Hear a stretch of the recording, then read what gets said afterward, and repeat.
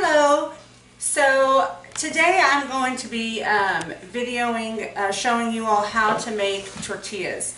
I've had a lot of requests for tortillas, just for me to make them for you guys, but also a lot of people have been asking for the recipe and also just how to make them, because they can, over the years I've learned a lot of different tricks to make it easier. So anyway, since we're all stuck at home with the stay-at-home orders, I figured, why not make a YouTube video? So first I want to say thanks to my Aunt Flo. This is her recipe, so thanks Aunt Flo for all of the yumminess that you are providing to everyone. Also, for the sake of the video's sake, I'm just going to show you the half batch today. Typically I make a full batch, and I'll give you recipes for both. The half batch makes about 8 to 9 tortillas, which for my family is just a pre-dinner snack. So I usually make the full batch, which gives me about 18 to 19. So, but today we're just going to do the smaller batch. You'll need flour, baking powder, salt, and shortening, and then hot water later on. So again, for the half batch, we're going to start with 2 cups of flour.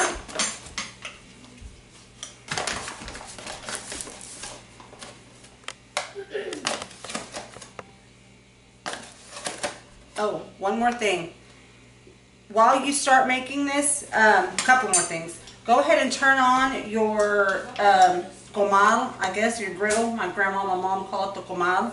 So it can start heating up while you're making your tortillas. And also, if you have a wedding ring on, go ahead and take those off, because you're going to get your hands all in there. Back at home for a month.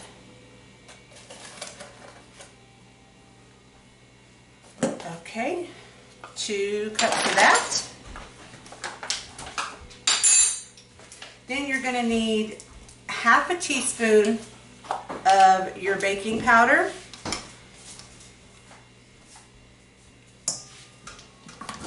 and half a teaspoon of salt.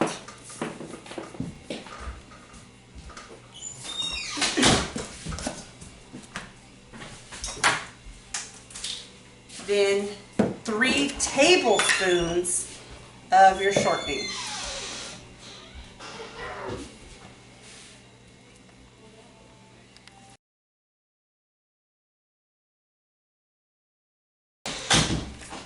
Okay.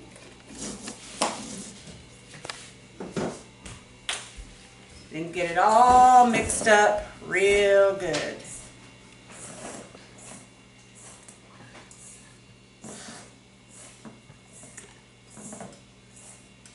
Kudos to my son back there, who is my videographer for today.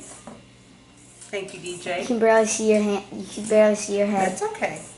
You just want it all nice and mixed up real good. Then you're going to need, for the small batch, 3/4 cup of hot water. My mom used to boil the water while she was making all this. I don't really see any need to boil the water. I just let my faucet water run until it's hot, and I get myself the water that I need. Again, 1 cup of water, I'm sorry, 3/4 cup of water.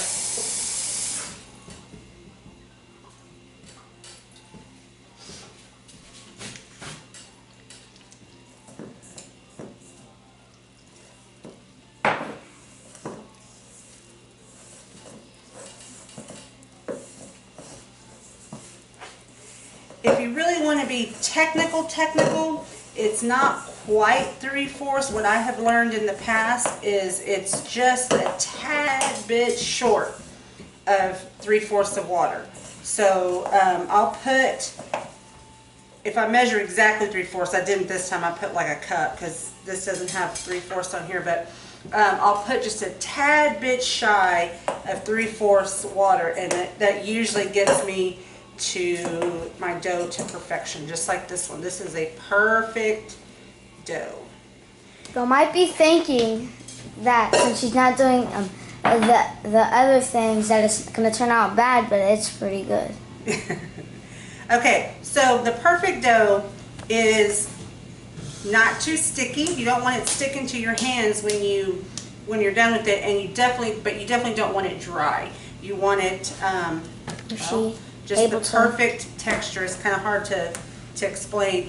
So after it all comes together, and after you have gotten pretty much everything out of your bowl, then you want to knead it on your clean surface. Just knead it until it all gets all nice and pretty together. If at this point you feel like it's too sticky, you can add some flour on it, and just a tiny bit of flour to help get it unsticky. If you feel like it's too dry, you can just sprinkle a little bit of water on here and then knead it some more until you feel like the texture is perfect.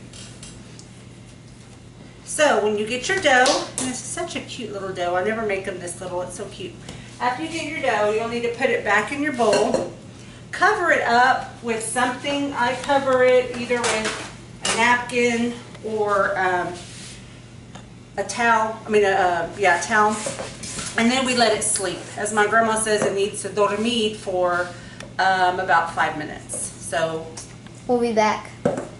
So we're back. We have let our dough sleep for a few minutes, for about 5 minutes or so. If it goes a little bit longer, that's okay, while you clean up and clean your surface and all of that good stuff. But you don't want to let it sit for too long, because then it'll get like a little dried crust on top, and then it makes it harder to work with. So okay, we have our prepared masa, and now we're going to make our little. My grandma called them tostados. I don't really know what you call them in English, but that's just what I call them. So you make your little pieces to roll out. And I'll give you all a few tricks that has helped me over the years to roll them out a little bit rounder. So you just want to take about a handful, a palmful, I guess, about that big. And then the trick well, that one's a little small. The trick to a round tortilla is to get your little tostados as round as possible. When you start? Yes.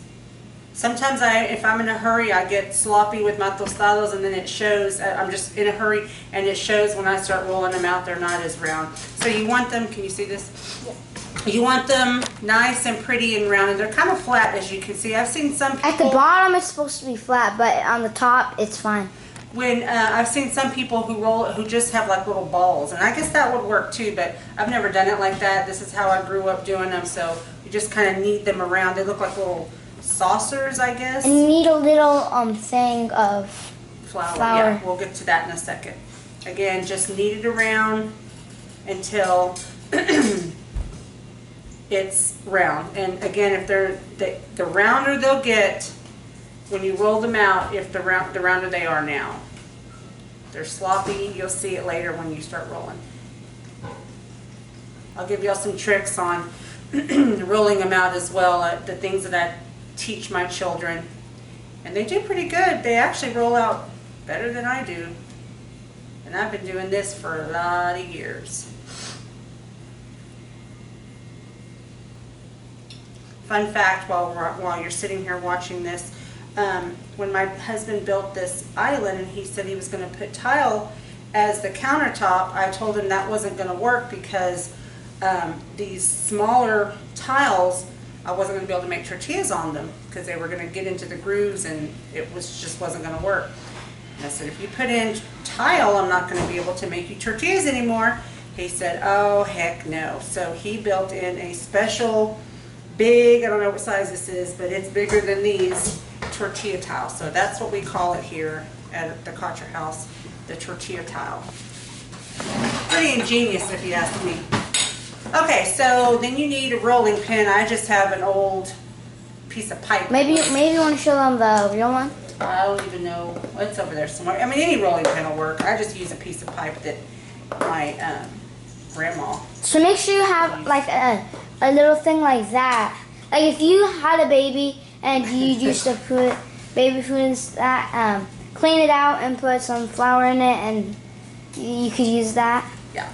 So I keep a little bowl of flour in the refrigerator because I make these a lot, so I just keep this because you'll need some flour when you're doing this. But if you don't make them a whole lot, you can just get a regular plate and sprinkle some flour on there so that you can use, because you'll need to get your surface, or get your tortilla and your surface, I guess, slick so it can roll better. But so you just dip it in front and back, and then you just roll it. I get it started a little bit, but what I tell my children when they start rolling them out, the easiest way to do it is to start in the middle, go down, put a little pressure, and then go to the middle and put a little pressure to go up. You don't want to pull on it. You want to make sure it rolls, because then the tortilla will tear. And if it starts getting stuck on whatever you're rolling with, then put some more flour on the tortilla. If you feel that this dough is not going to get stuck, because this dough is perfect, like the texture is perfect. Sometimes it can be a little stickier, and you'll notice that your tortilla will start to get stuck on your surface. So you may just want to sprinkle some flour on the surface. But because, like I said, these are perfect, they won't get stuck. I've been doing this for a lot of years. I can roll these out pretty quickly. When you get started, it may take you more than a few rolls to get them perfected. So don't feel bad. Like I said, I've been doing this for a long time. So if it doesn't come out too round, it's okay. Yeah, and if they don't come out round, it's, you know, it's not a big deal. They all taste the same.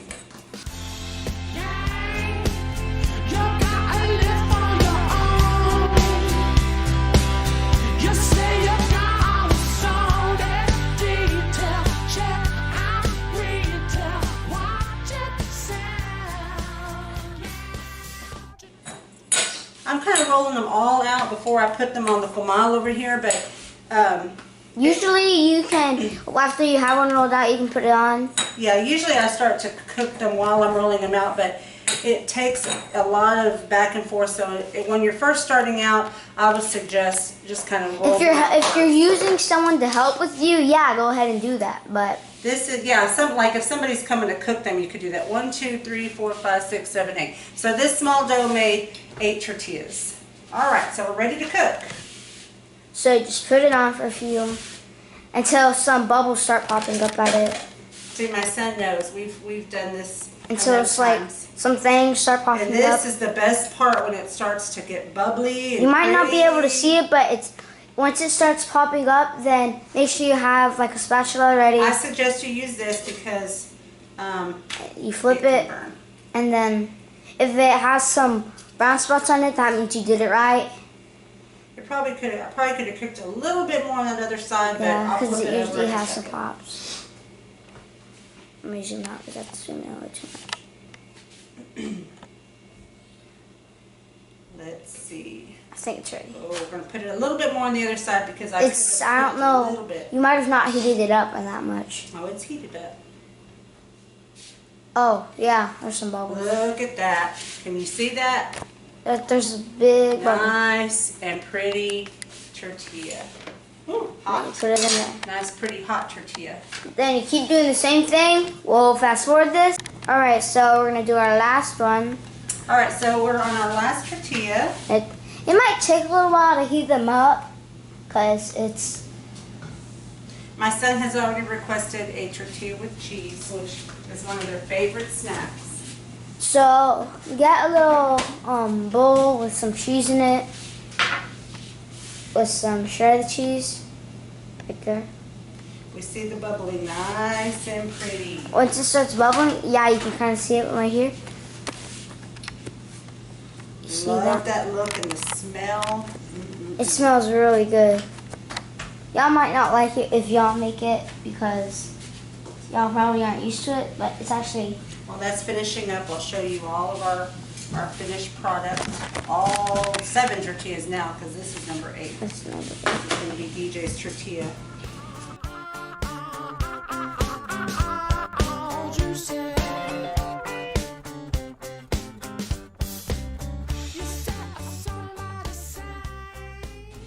Okay, so it takes a little while. Make sure you feel it to make sure it's ready.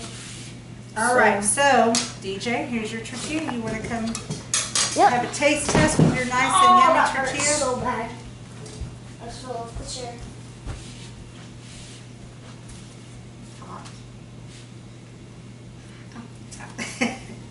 It is kind of hot, but look at that. Nothing better. Alright, so I'm going to take a little piece because it's hot. Well, so that is our tortilla. That's Well, good. this cools off a little bit. That is our tortilla video. I hope you enjoyed it. I hope you make some tortillas. If you do, let us know. No, Bear Let loves us know him in some the comments. tortillas too. Let us know that you made them, that you like them. Send us some pictures, that they're good, they're yummy. And I will be posting, like I said, the recipe for both the small batch and the bigger batch so that you, when you get better, you can start making more. Thank you very much. I hope you enjoyed our video today. Can't get enough to